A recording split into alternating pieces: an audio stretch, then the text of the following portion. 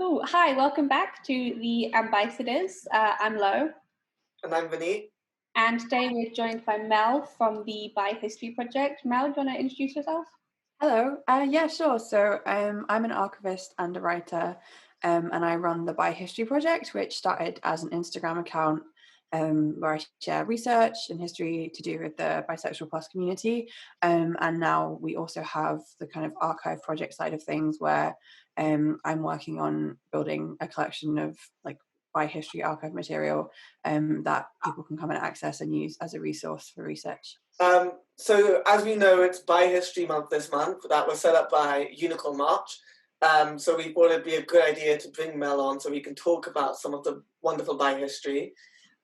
Since we know the bi flag has been all over Twitter recently, been quite a interesting conversation.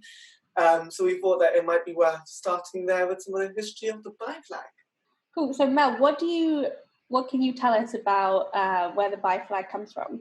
Yeah, so as far as I know, it was created by Michael Page as part of Bi Cafe, which was vaguely linked with Binet USA, and became obviously a symbol for the community. And the colours are quite significant. Basically, the blend of the colours is something to do with visibility, which is very cool. Yeah, so something I learned recently about the Bi flag is that the pink, which always goes on top, represents same gender desire. And then the blue on bottom represents different gender desire, and then the purple represents it coming together as bisexuality. And purple was chosen because it already has like quite a lot of links to the queer movement, like the Lavender Menace, which was what queer women were called. Apparently, we were going to like attack straight women. And a fun fact is that actually the lines aren't completely separated; they kind of blend in, which was apparently done purposely to show that sexuality is a spectrum and fluid, and you can't like neatly separate all these different things out from each other. And that was actually the inspiration behind this tattoo, which was the inspiration for the design of this image for the Bible, because it's like paint swatches, and so it's like the way that they blend into each other creates the purple. Yeah, which I think was that taking inspiration from the biangles, which is like two triangles, one pink, one blue, which intersect. Yeah, I think diagram, so. Which I know also Michael Page took some inspiration from for the Bi flag. I think we have the best aesthetic, like the symbols, like the two moons. I really, really love. Love the moon. I think that's so cool. And then the heart with like the eternity symbol around it, also very cool. What I found interesting is during the whole thing with Binet USA, I was looking at some of the information they were saying because I got way too involved in the debate. And what was interesting is how they were saying that he never intended it for it to be freely used by everyone, and there were actually other people involved. And then the other people that were also involved said, we all intended for it to be used by everyone. So it kind of fired back on them, which was quite funny. Also, if you look on the Wayback Machine in the archives of the page that Michael Page debuted it on, it says it was not copyrighted or trademarked so that it could spread around everyone. I found it really interesting because I actually work in copyright. My day job is I work in an archive, and I specialize in copyright and data protection. And I was like, this is the greatest intersection of two of my interests that has ever happened to anyone. Like, I woke up one day and I was like, well, the bi people are arguing about copyright. This is the best. I mean, obviously not. It was very stressful and bad. But for like 5 minutes, I was like, wow, I really know what's going on here for a change. Like, it's my time to shine. Yeah. Except I didn't say anything because I didn't want to get into that. Yeah. I think that's something that a lot of people underplayed, is that whilst we were also making jokes and digs at Binet USA, and we got quite a few really class parody accounts, like They Give Me Life, it was also just a really stressful time for a community that is already so marginalized, even within the LGBTQ plus community as a whole, to then be marginalized even within our own bi community. It was like a new level. Yeah. It makes me so frustrated because like we have so much to worry about in terms of like improving the visibility of the community and like making people respect that we have a right to have a space in LGBT spaces. And then when we argue amongst ourselves, and I mean, obviously, we're not a homogenous group, like people aren't all going to agree on everything, but when that kind of like division happens, it is really hard because like you want to support the work of an organization like BINET that have been doing good stuff for like a really long time.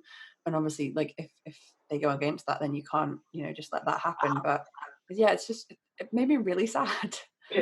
It also, I think, highlighted the need for better education around bi-history, because a lot of people were saying, what is BINET USA, and who do they think they are, and blah blah blah, when actually they're one of the oldest bi organizations in the world, and they've done so much for like bi rights and the bi movement that people just didn't understand or know at all. Which I guess leads us quite nicely into talking about your work, Mel. Mm-hmm. So what inspired you to start archiving bi history? So that's quite easy to answer. I don't know if you guys probably know the Instagram account LGBT history. And I'd always get really fed up because like the only bi people they'd show would be like David Bowie, and I'd be like, come on guys, we got nothing else we want to talk about here. Like no disrespect to them, they do a lot of very cool work, but I do feel like they kind of underplay the amount of bi stuff there is available. So I was like talking to my friend and was like, when is someone going to do bi history? And I said that for like weeks, and then I was like, it's getting to the point where I'm going to get annoyed if someone else does it because it's like kind of my idea now. So I was like, okay, fine, I'll start the Instagram account. Like obviously, as I mentioned, I'm an archivist, so I have a master's degree in archiving basically and records management, and have that kind of like, I guess, academic background, so I don't feel like too far off doing research. And also obviously working in archives, I'm quite comfortable doing like archival research. And this is a bit of a joke, but I mean it kind of seriously as well. So I'm in a relationship with a man, so I feel like I have a little bit of extra emotional energy than people who are getting like homophobic abuse daily, and feel like have all of that to deal with. And I think obviously there are a lot of things you have to deal with as a bi person in a different gender relationship, but at the time I was like, and kind of sadly I was like, I feel like I need to justify my position in this community, and if I do this project I can be like, look at all the spare time I have because I can hold hands with my partner in public and it'd be fine. And now I'm using it for good. So yeah, that is the like kind of like, I guess, sadder side of things, but actually turned into such a positive thing. So I have so many amazing topics, and whenever I sit down to do research I'm always trying to keep it as like representative and diverse as possible, because it is very easy to focus on like white American history and not even like white English history. Like it is predominantly American, and I think depending how much time I have, the account tends to skew back to like just looking at American stuff because it's what's easiest to find stuff about. But yeah, it's been super fun sharing stuff, and then kind of coming from that, I realized that all of these resources I was sharing were in places that I couldn't access. So like the only bi specific archive collection that I know of would be the Bisexual Resource Center in America, which like I can't afford to fly to if I want to look at stuff. And in my experience, so I did my master's dissertation looking at marginalized communities and archives, including the LGBT community. And although that wasn't like what I was specifically looking at, I didn't really see anything about the bi community. People talk about like, so we had the lesbian archive at Glasgow Women's Library in Glasgow, which is an amazing resource, and the Women's Library are awesome and I love them and have worked for them and think they're awesome, so no disrespect to them, but there is bi stuff within that, and because it's called the Lesbian Archive, you wouldn't think that. Yeah. So the idea of having an archive collection that really says this is actually specifically what we're collecting. And it's not ever going to be every single record of every bi group or bi activity, but I think having that specific space carved out is really important, because it will hopefully offer advice and also encourage other archive services to think about their collecting and think about how they frame that as well. So if they talk about like lesbian and gay history, who are they missing out and who should they be including? Yeah.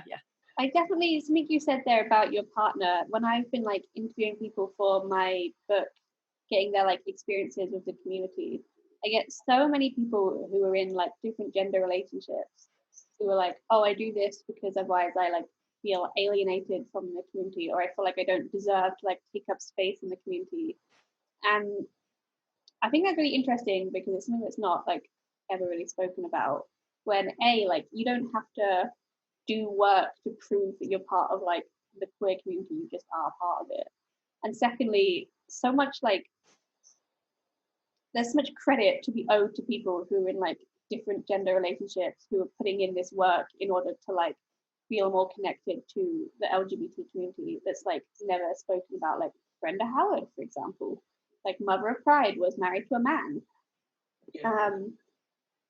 Just I find that really interesting. And we only ever talk about, people fighting for their rights to love the same gender, which is really important, but we don't talk enough about the contributions of people in like different gender relationships to LGBT history.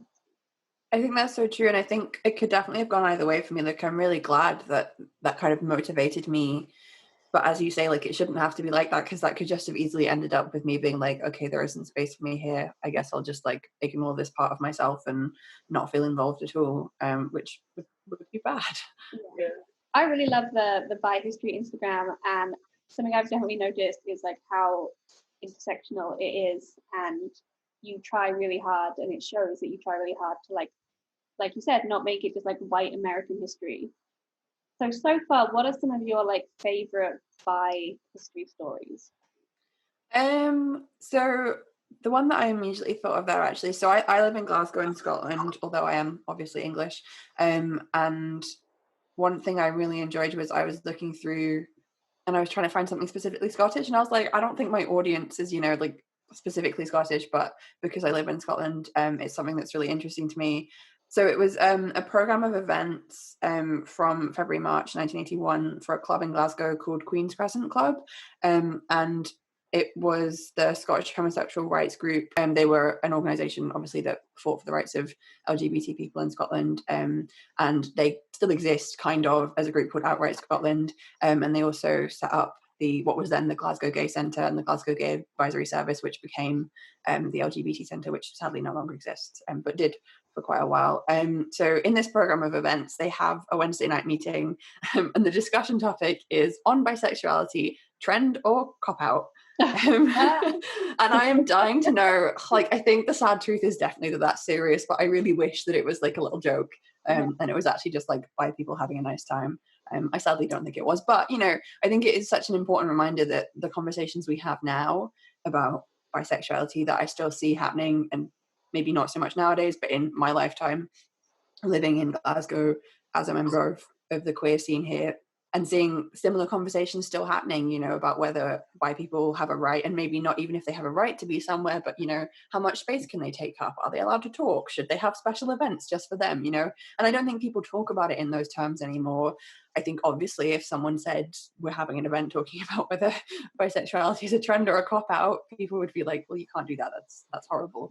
But I think that does still underpin some attitudes from other members of the community. And I think by looking at this piece of history and looking at this one sentence and this one program from this one small club for an organization, it allows us to discuss that stuff without it doesn't become such an argument. I think, if you said to someone, I feel like you're excluding, then, you should do that. But I think talking about it in terms of, okay, so we've actually already had this conversation, and obviously we've already arrived at the idea that actually maybe bi people do have a right to be here, so maybe we should talk about like what that looks like in terms of ensuring that it's just a positive experience for everyone, And I think that's something I really enjoy about this project, is that it allows me to talk about this stuff without feeling like I'm just being kind of like on Twitter arguing every day, because I've done that and it didn't make me feel good, and I try not to do it.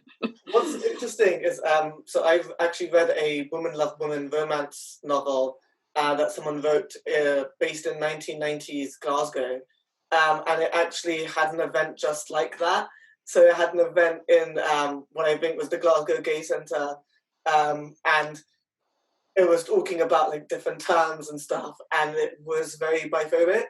And I know the writer personally, and they put a foreword in the front just to make it very clear that like they don't stand by the stuff that happened, but they wanted to make it very clear what the era was like, rather than sort of pink washing it or whatever, making it be like, oh, that was a great and happy time. It's like, no, it's 1990s Glasgow, and this is what 1990s Glasgow was like, and it was biphobic. And I just want to make clear that it's not me thinking biphobia is okay. It's just I have to represent it properly. And I was like, I actually really respect that. Yeah. And it is definitely like, so I did a talk as part of a project I did with the Women's Library to create a heritage map, like a heritage trail map of LGBT Glasgow. And I did a talk about that for an event. And after that talk, someone came up to me who was involved in like bi organising in Glasgow. So we have an organisation called Bi Scotland that used to be called Bi Glasgow, or maybe the other way around. I always get that wrong. And they'd been involved in that organisation, and they were telling me about, you know, what you're talking about, and about what that piece of paper shows, that, you know, bi people were there and they were organising, but they were being excluded or kind of having a difficult time doing that work. And it's a good reminder to me as well, I think, because I sometimes forget that the people I'm talking about, or the events I'm talking about, those people are still around and probably still involved in activism. They may just not be like on social media talking about it, but not that that's a bad thing at all, but, you know, just of different generations may not be posting about it in the same way, and we might not be as aware. And I just find that so interesting, because it is tempting to just be like, oh, history happened ages ago, but these people are still around. Yeah, that's something I find quite frustrating when I see a lot of like the discourse on social media, because something I've found a lot in like my research for my book is that we are having the same debates now that we've had like at least 3 times in the past. Like I'll read notes from like a meeting, I think it was like Norwich Dyke March, but not Norwich in Britain, Norwich in America, that wanted to like not let bi and trans women in because like we're not dykes. And like we've had that debate before. We've had the debate about whether bi is binary before, and people argue like not only because they don't know the history, but because they don't realize that like, hey, if you find the right email address, you can ask the people who were there if you want to. Like, don't harass them. But people who were active in the scene in like the 80s and 90s, not all of them, but like a lot of them are still around, and we could just talk to them. Like, why doesn't anyone talk to them? Yeah, and I think that's quite an important thing as well, like the kind of divide you do get. Not obviously not saying that all older generations of people aren't on social media, but, you know, there is a bit of a cultural divide, I think, between we're all online and then maybe less of them are. And I think hopefully that I'm hoping kind of taking my Instagram project into the real world, although obviously not at the moment, and encouraging like people to come and see the collection in real life is hopefully going to be part of that, like community building between different generations. So the people who maybe are older and have stuff and like want to donate it, as well as people who are younger, and I think that can only be a good thing to like you're saying, break down and that barrier and remind people that we've talked about this stuff before. There are books and discussions, and we can just sit and read them, and we don't have to shout at each other on Twitter about it. What really took me back, because I was writing an article around Freddie Mercury and the sort of atmosphere on bisexuality at that time, and why he may not have used the word bisexual and stuff like that, and why he may have used gay, and how these terms have grown and changed. And like I always knew that there was likely to be an issue with bisexuality back then. I mean, like there still is now, so of course there was going to be one back then. But just seeing how overt it was, seeing posts on like, I think it was like the London Gay and Lesbian Centre, just being like, no bisexuals allowed.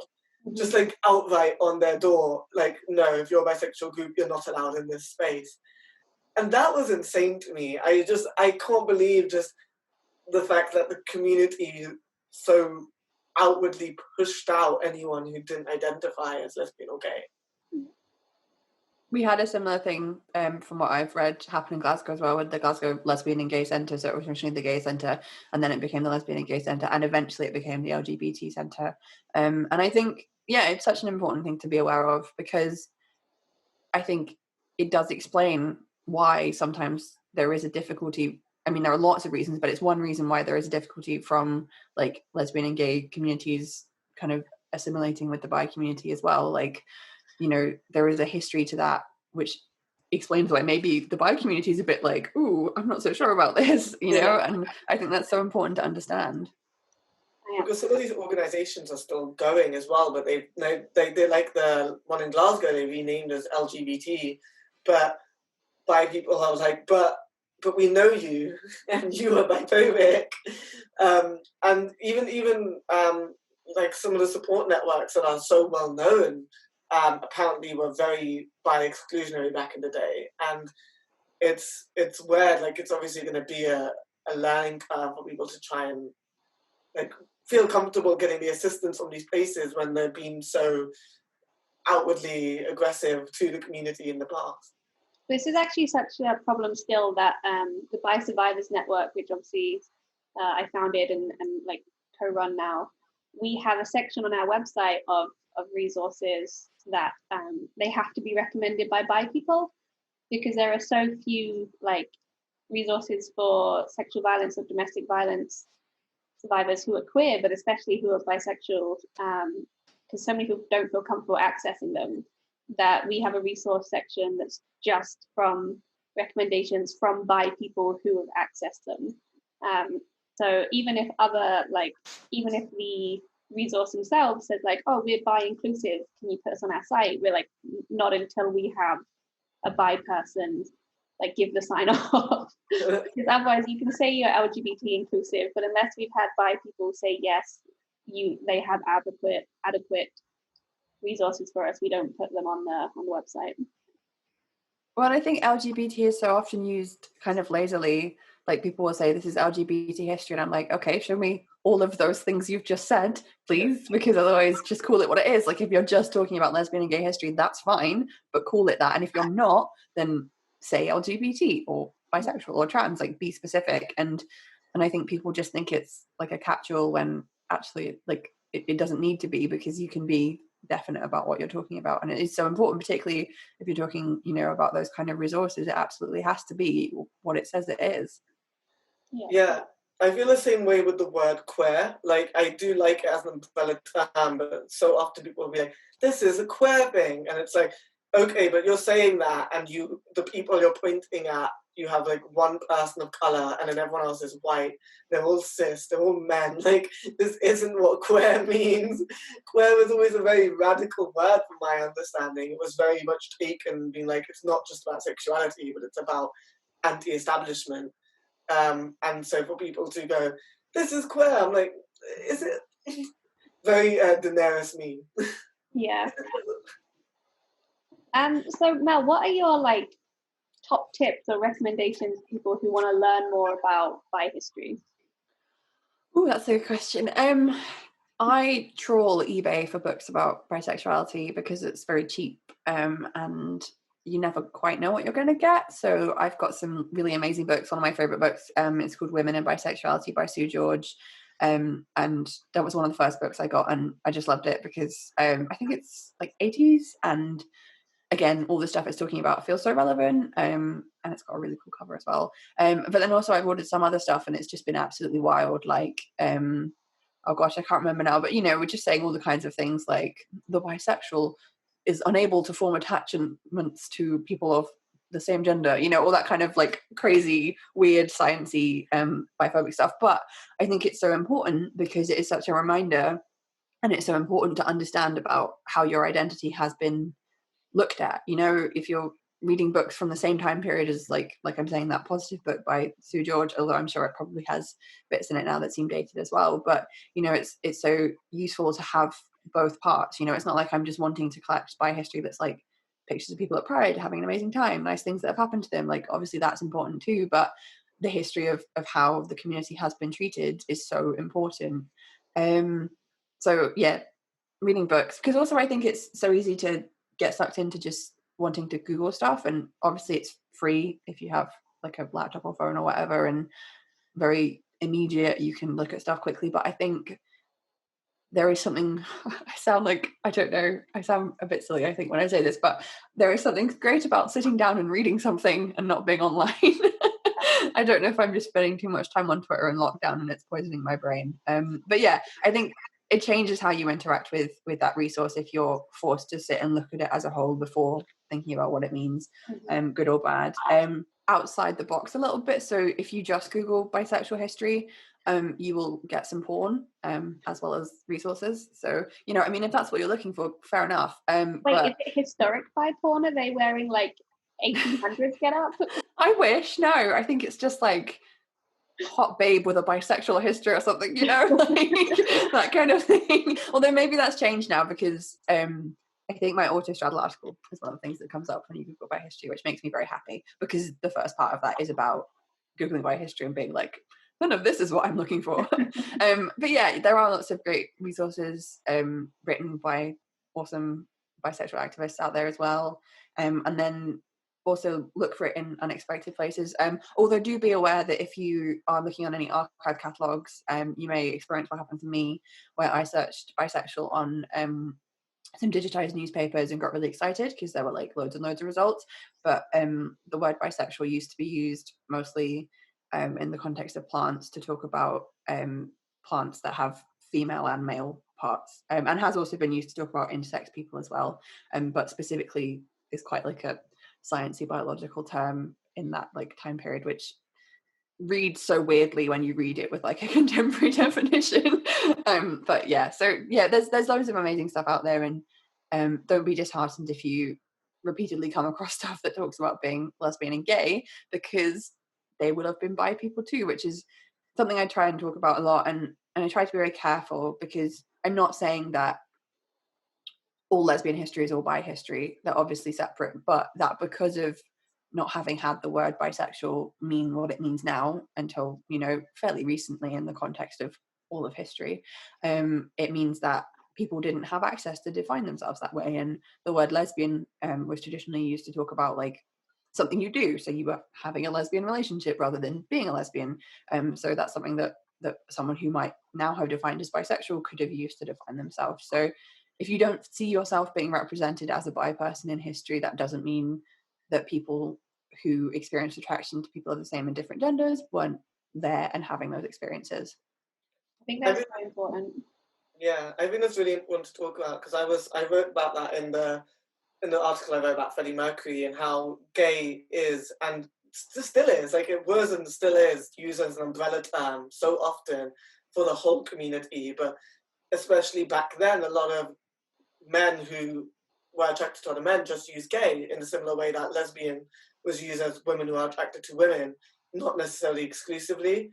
And I think it's really important to note that whilst we're not saying that all of that history is our history, but we were part of it too. We were always there.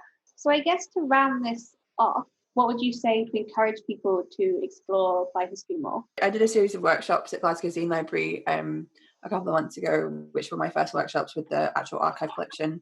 And everybody had such a really strong reaction.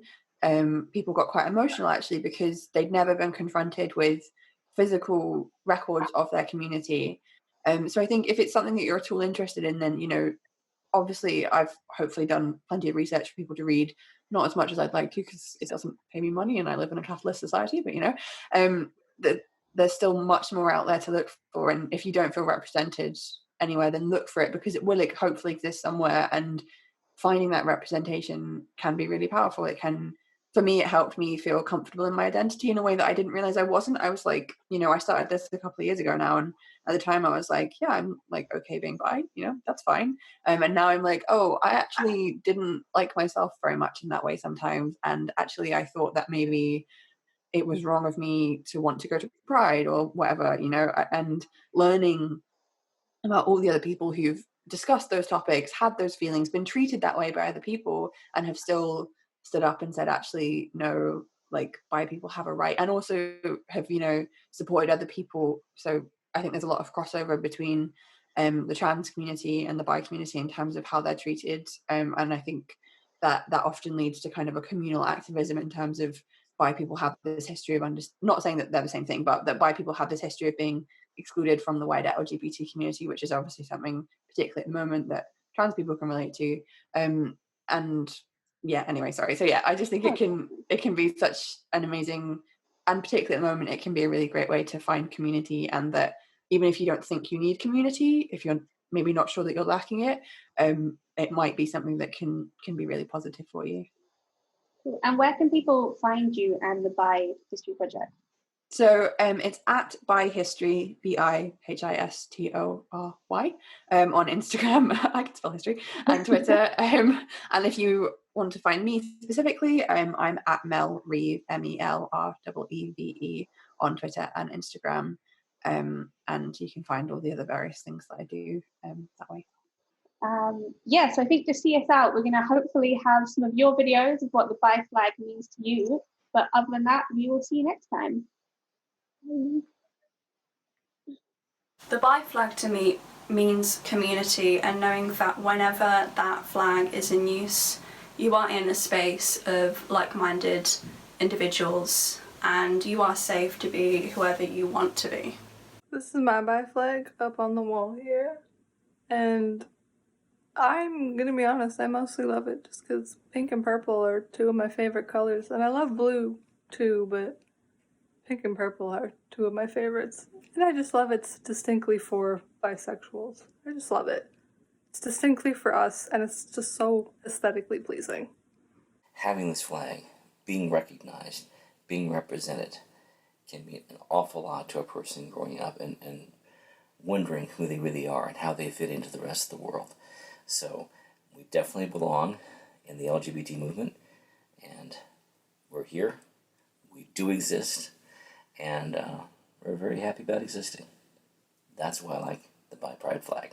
So real quickly, this wonderful thing here, this beautiful thing here, what it means to me is it's less of a call to arms and it's less of a banner that we can all congregate under. It is quite honestly the quintessential symbol that says, I see you, I love you, and I am you. So you try and copyright that one.